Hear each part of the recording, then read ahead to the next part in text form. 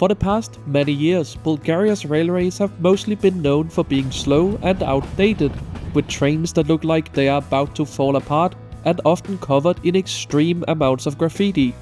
But with the recent purchase of brand new locomotives from Germany alongside some of the best second-hand train carriages on the market, Bulgaria is now in the process of completely transforming its railways.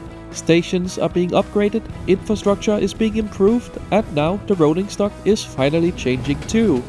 So, join me for a ride on board Bulgaria's new express trains, as we try out these new carriages on a ride from Plovdiv all the way up to Sofia. Our journey begins at the railway station in Bulgaria's second largest city, Plovdiv. The station is hidden away behind the trees, but can be accessed using this underpass full of various shops. Heading back above ground, we get this very nice looking station building revealed, which is an Art Nouveau building dating back to 1908, with the station itself first opening sometime in the 1870s. The outside of the station features a more recent addition of a bus terminal, but heading inside we find this rather empty looking station building, where there's just a few ticket machines and a claw machine.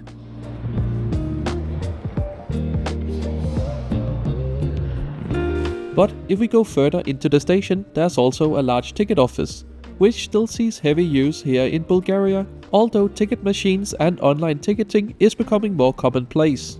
For my journey up to Sofia today, I purchased my ticket online, which is now possible for most long-distance train connections in Bulgaria. The station seemingly also at some point had a small cafe of sorts in the main building, but all that seems to be left now is just a few sad vending machines. Heading out onto the platforms, we see this Siemens Zero diesel train, which is used on local services on nearby branch lines.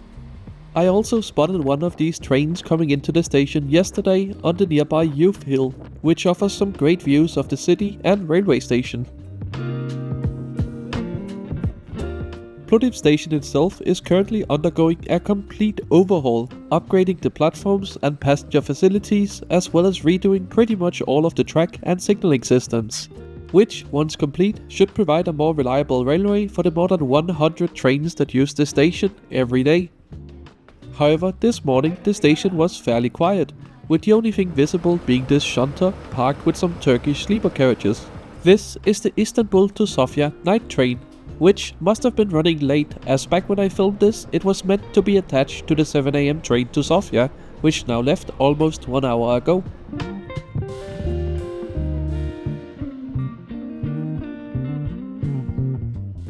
In the distance we can see a couple of 50-year-old Class 44 locomotives, which are awaiting their next duties in the depot.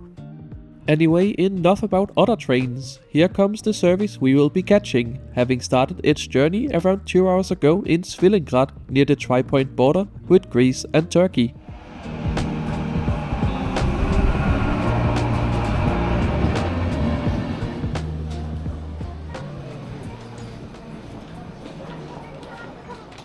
Our train today is hauled by this Siemens Smartron locomotive, which is capable of 160 km per hour. The Smartron is a simpler, low-cost version of Siemens' popular Vectron locomotive, with the Bulgarian State Railways first ordering 15 of them, delivered in 2020 and 2021, before later ordering 10 more, with the final locomotive being delivered in March 2026, bringing the fleet up to a total of 25. Behind it, we have the newly purchased second-hand carriages from Deutsche Bahn, known as the IC1s. Despite the age of these carriages, they have been extensively maintained and kept in good condition throughout their lives with Deutsche Bahn. But they have one major problem, which we'll get back to after departure.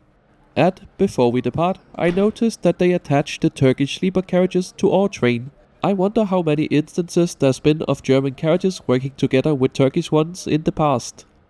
And yes, the Bulgarians did just really copy the Deutsche Bahn livery when I took this trip, but they have since come up with their own livery for these carriages and painted it on some of them. Anyway, time to head on board. Our carriage was extensively overhauled in Neumünster in 2013, so despite these carriages being around 40 years old, the interior still looks very similar to the ICE high-speed trains you'll find operating in Germany today. And that's why these carriages are so popular on the second-hand market. They are generally in good condition with a modern interior fit for long-distance work and can quickly be put back into service, which is not something that can be said about most of the long-distance carriages in use in Bulgaria currently. But Bulgaria is also purchasing some brand new trains, which we'll talk more about after Depature, which today is on time at 08:05, beginning our journey up to the capital.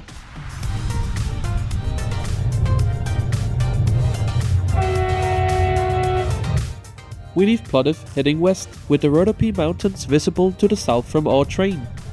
And as we now get up to speed, let's take a closer look at the route map for today's journey.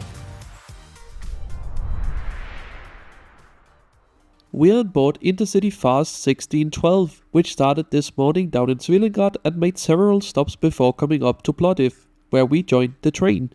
After a brief stop, the train continues onwards to the capital, making several more station stops despite the Intercity Fast name. Journey time from Plovdiv to Sofia is scheduled to be 2 hours and 47 minutes, covering 155 kilometers, giving the train an average speed of 56 kilometers per hour. Our train is currently traveling at a roughly 130 kilometers per hour, which generally has been the highest permitted speed for trains on the Bulgarian network until now.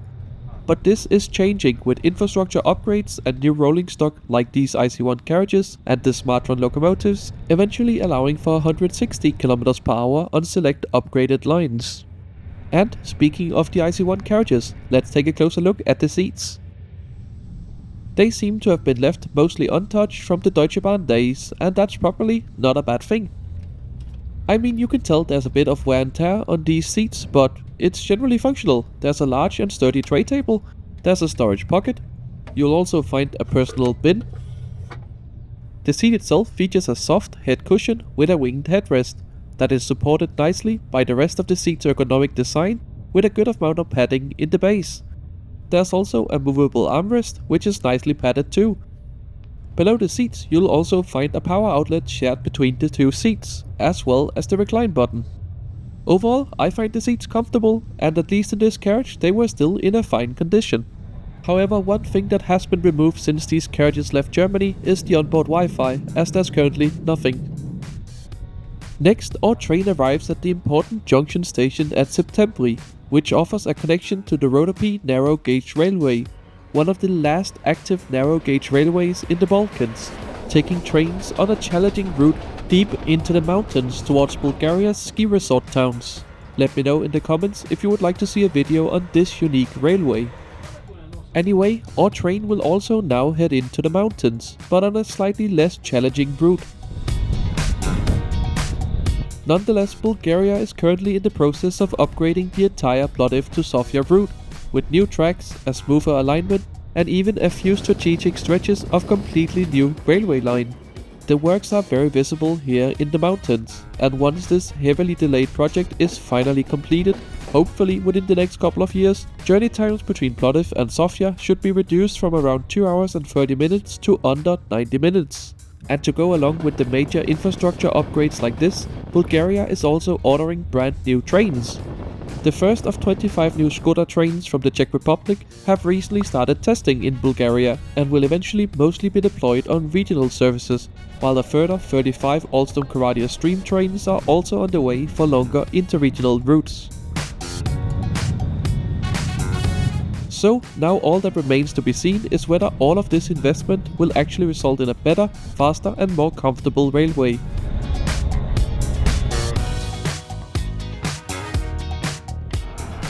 Right, and with our train now out of the mountains, we will hastily be approaching Sofia, so it's time to check out the rest of the train's interior. Out here in the vestibule you'll find a few bins, including recycling ones. And next to this is where you'll find one of the carriage's toilets. This was actually looking very clean, especially by Balkan railway standards. It's got working water and soap too, as well as toilet paper. Overall, this is clean, functional and good. I'll give it a thumbs up. As for the rest of the IC1 carriages, by the doors out to the vestibule you'll find a few luggage racks that can take even the largest bags. As far as I'm aware, Bulgaria has only purchased second-class IC1 carriages, with most of them having the Intercity interior, like this in a 2+2 layout, mostly with airline-style seating, but also a couple of seats around the table as well. The carriages are quiet, smooth, and offers a pleasant onboard ambience. They are really still some great carriages. And except for the Turkish sleepers at the rear of the train, which I can't access, all the other carriages on today's train are nearly identical, so let's get back to the journey. Our train is now approaching Sofia, with the Depature mountains visible in the distance, watching over the city. So let's start summarizing the trip.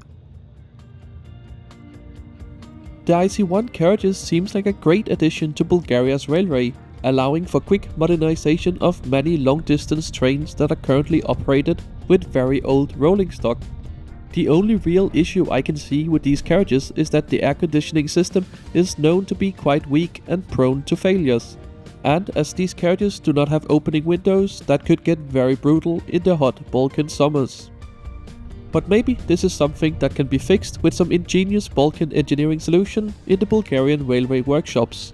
Overall, Bulgaria seems to be making a great effort to modernize its railways by getting rid of some of the very old rolling stock and upgrading the infrastructure, so trains on key routes no longer have to travel at a snail's pace, and that's great to see. There's definitely still a long way to go, with many stations and tracks still being in pretty poor condition. But at least the trains are very cheap. For my journey today, I paid just 8.5 Bulgarian lev, or roughly 4.35 euros. And since I made this journey, Bulgaria has actually adopted the euro as their currency. But regardless of currency, I think this is excellent value for an almost 3-hour intercity journey. So now, as our train pulls into Sofia, just a couple of minutes late, let me know what you think of the Bulgarian railways in the comments. Are you as hopeful for the future as I am? I'd be curious to know.